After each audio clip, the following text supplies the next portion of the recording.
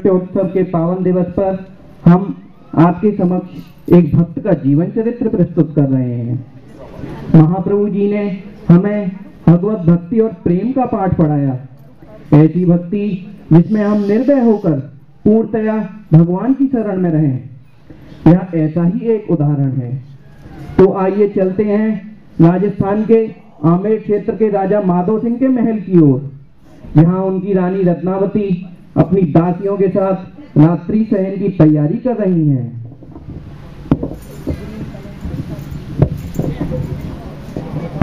तुम्हें या अन्य किसी दासी को राजमहल में किसी प्रकार का कष्ट तो नहीं है? रानी साहिबा, आप होकर भी एक माता की तरह हमारा ध्यान रखती हैं। हम लोगों को कैसा कष्ट? अच्छा, अब तुम अपनी अटारी पर जाओ और आराम करो।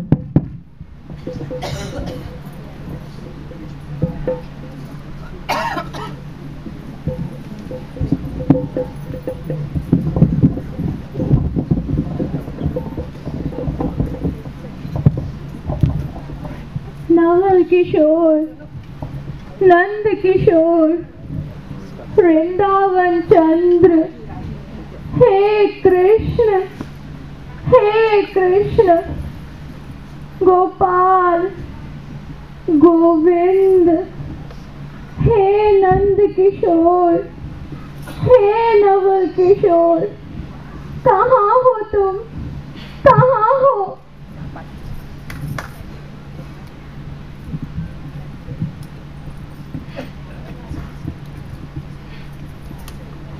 रानी साहिबा की जय हो।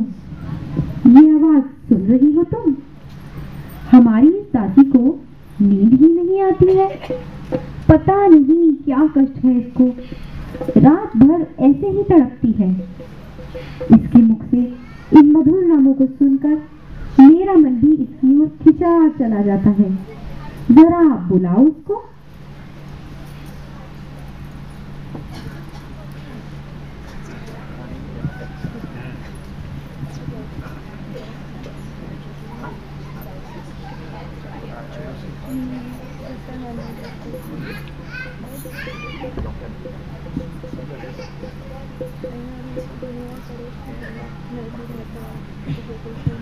बोल, क्या कष्ट है तुझको? क्या तुझे धन की कमी है? तेरा परिवार बुरा है क्या? तू हमारी राशि होकर क्यों रोती है? तुझे धन चाहिए तो बता, वस्त्र चाहिए तो वो बता। तुझे क्या दुख है? मैं तेरा दुख दूर करूंगी। रानी साहिबा, आप मेरा कष्ट नहीं मिटा सकते। क्यों? कितना धन चाहिए? तू बता हमें, क्या चाहिए? बोल। मुझे धन नहीं चाहिए। तो जमीन, जायदाद, आभूषण, सोना, चांदी? नहीं नहीं। तो क्या कष्ट है? क्या चाहती है? रानी साहिब, आप मेरा कष्ट नहीं मिटा सकती। क्या आप मुझे मेरे कृष्ण से मिला सकती हैं? मुझे नवल किशोर चाहिए, क्या आप दे सकती हैं? नंद किशोर चाहिए, क्या आप दे सकती हैं?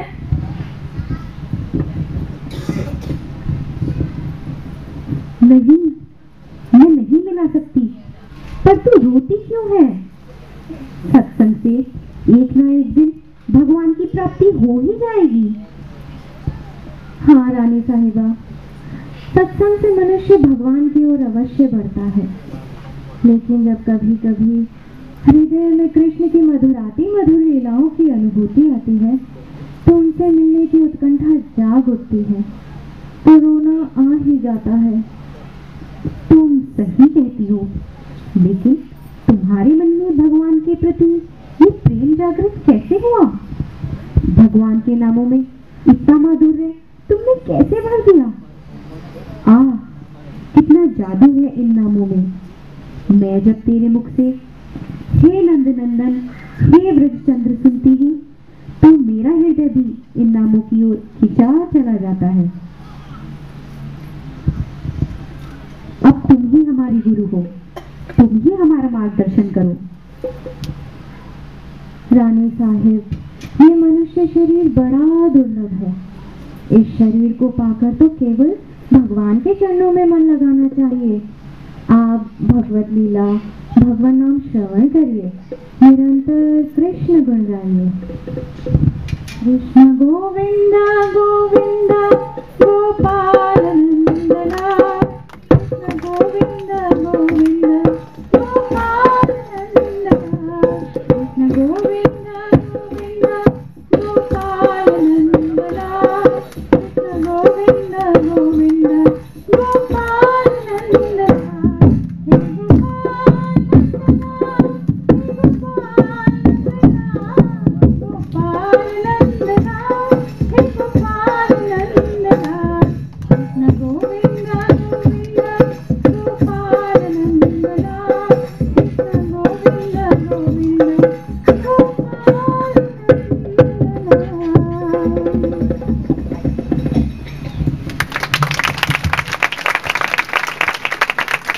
अब रानी रत्नावती दिन रात श्रद्धा पूर्वक भागवत कथा, कृष्ण कीर्तन सुनने लग गई। उनका भवन विलास भवन से सत्संग भवन बन गया। जैसा कि भागवत में लिखा है, कृण्वता श्रद्धया नित्यम ग्रंथस्य सविवेशितम कालेन नीत दीर्घेन भगवान विशते हृदय। जब मनुष्य पूर्ण श्रद्धा से भगवान नाम गाता और सुनता है तो स्वयं भगवान उसके हृदय में प्रवेश कर जाते हैं और हृदय की सारी मैल हटा देते हैं। अब रानी रत्नावती को भी एहसास होने लगा कि भगवान की भक्ति में बड़ा आनंद है। श्री कृष्ण गोविंद हरे मुरारी, हे नाथ नारायण वासुदेवा। श्री कृष्ण गोविंद हरे मुरारी, हे नाथ नारायण वासुदेवा, हे नाथ नारायण वासुदेवा।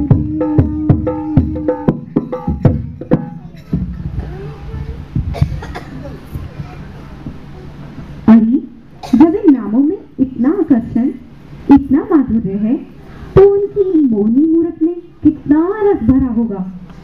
क्या मुझे भी उनकी मधुर माधुरी मिल सकती है? क्या मैं भी उनको देख सकती हूँ? रानी जी, दर्शन पाना तो बहुत कठिन है। बड़े बड़े सम्राटों ने अपना राज्य तक छोड़ दिया, बड़ा कट्टर वैराग्य किया, लेकिन दर्शन नहीं मिले। जब तक भगवान के प्रति सच्चा प्रेम जागृत नहीं होगा, दर्शन नहीं होंगे। आप भगवान से प्रेम की रीति अपनाइए, उनकी एक प्रतिमा रखिए और उसकी प्रेम पूर्वक सेवा करिए।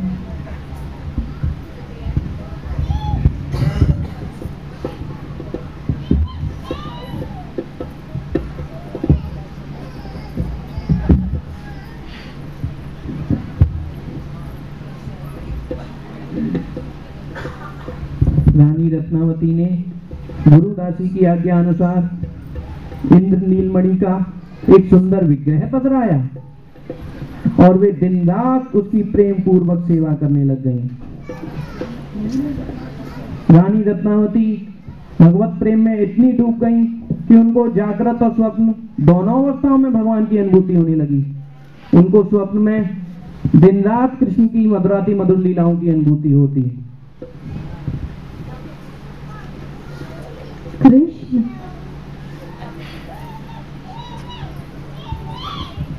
कृष्ण गोविंद कहाँ हो?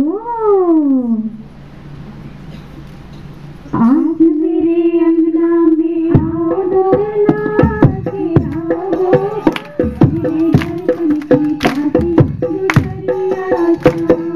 आज मेरे अंगना में आओ डरना के आओ गोपा, मेरे दर्शन की पाती गुजरिया छाओ। अंगना में आओ मेरे माखन को खाओ, अंगना में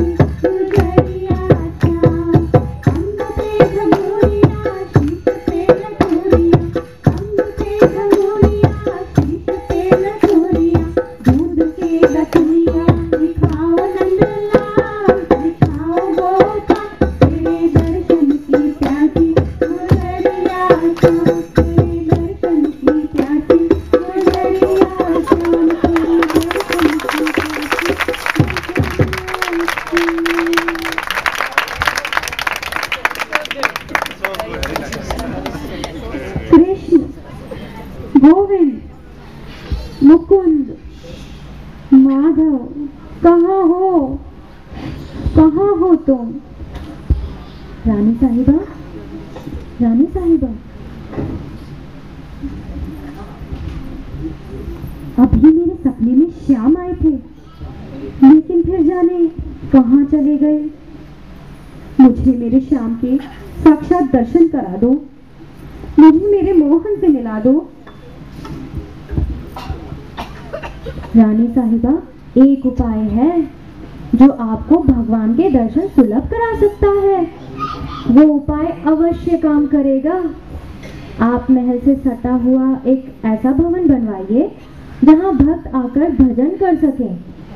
आप भक्तों के भोजन और उनकी सेवा का प्रबंध करिए और पर्दे के भीतर से उनके दर्शन करिए।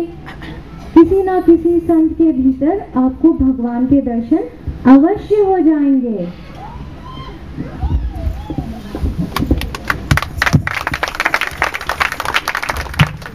रानी ने गुरुदासी की आज्ञा अनुसार महल से सटा एक भवन बनवाया और वहां बहुत से भक्त आने लगे।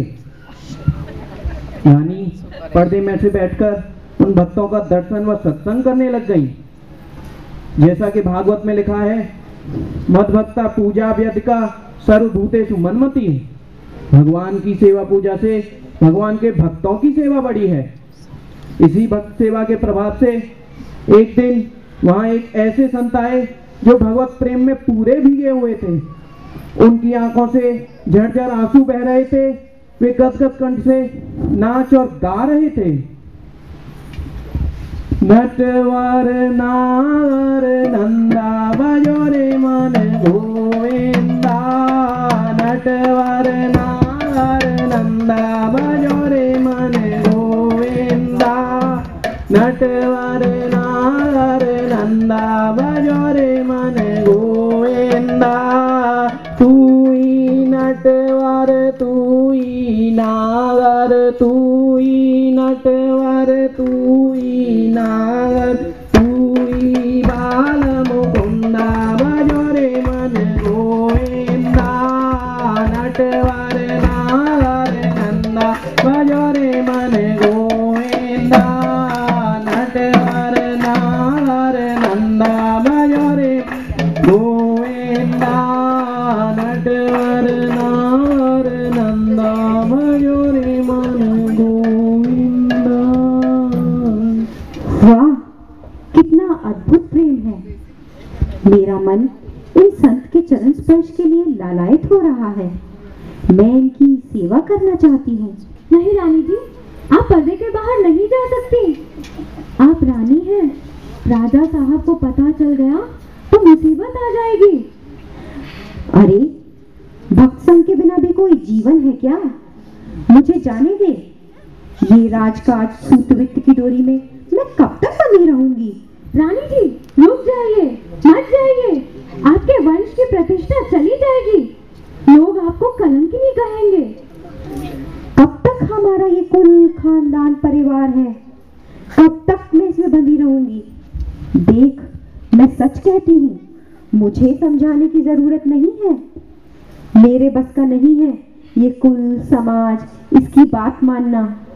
ये माँ बाप पति अनादिकाल से यही बातें मनुष्य को बांधती रही हैं। अब ये आसक्ति का दुख मैं सहन नहीं कर सकती। अब तो ये मन उड़ रहा है मुक्त होकर कृष्ण से प्रेम करने के लिए।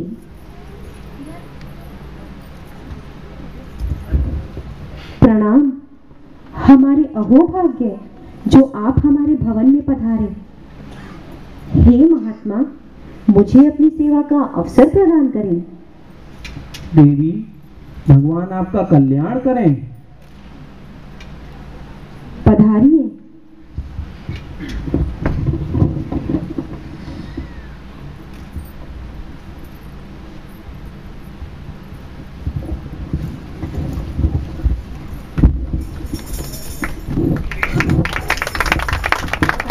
रानी बड़े प्रेम के साथ संत का अभिनंदन कर उनको भोजन परोसती हैं और उनके सत्संग का लाभ उठाती हैं। वे निश्चय करती हैं कि संसार में कृष्ण रूप का आहार ही एकमात्र सार है।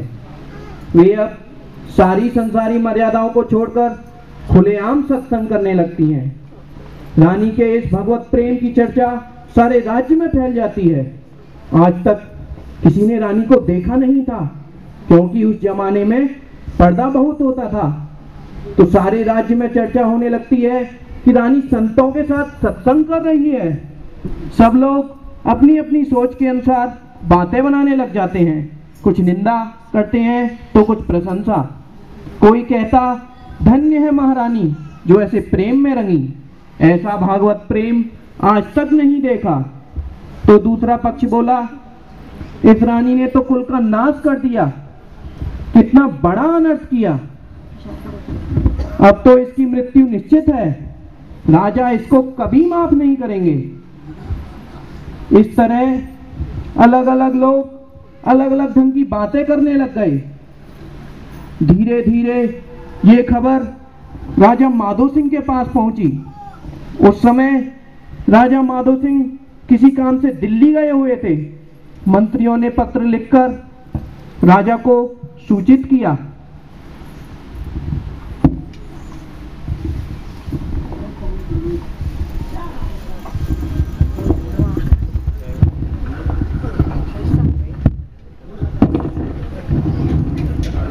राजा साहब, आप इतने चिंतित क्यों हैं? रानी को तुरंत मार दिया जाए, उन्होंने हमारी कुल को कलंकित कर दिया है। राजा साहब, ये क्या कह रहे हैं आप? ऐसा क्या हो गया? ये देखो, रानी राज्य की मर्यादा भूलकर संतों के बीच आ बैठी है। इनके लिए मृत्यु दंड ही उचित है।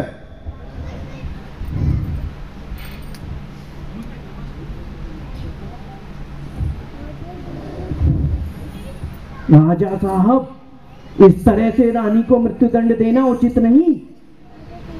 लोग आपकी निंदा करेंगे, सारे देश में बदनामी होगी। कोई और उपाय सोचते हैं? ठीक है, कुछ भी उपाय करो, लेकिन अब रानी को मरना ही ठीक है।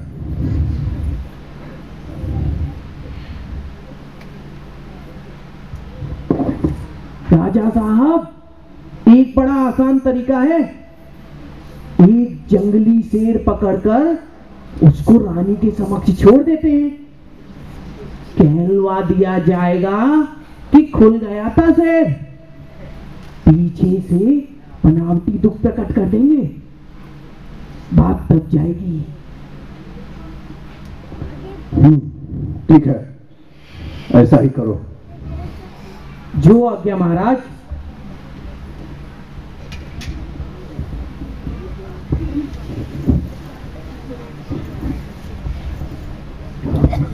सभी आसुरी मंत्रियों ने यह प्रस्ताव पास कर दिया।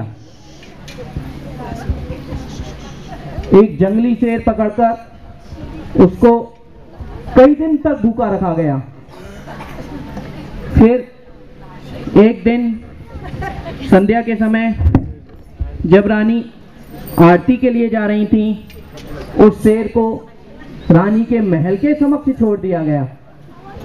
राजा और मंत्री लोग दूर से ये तमाशा देखने के लिए बैठ गए।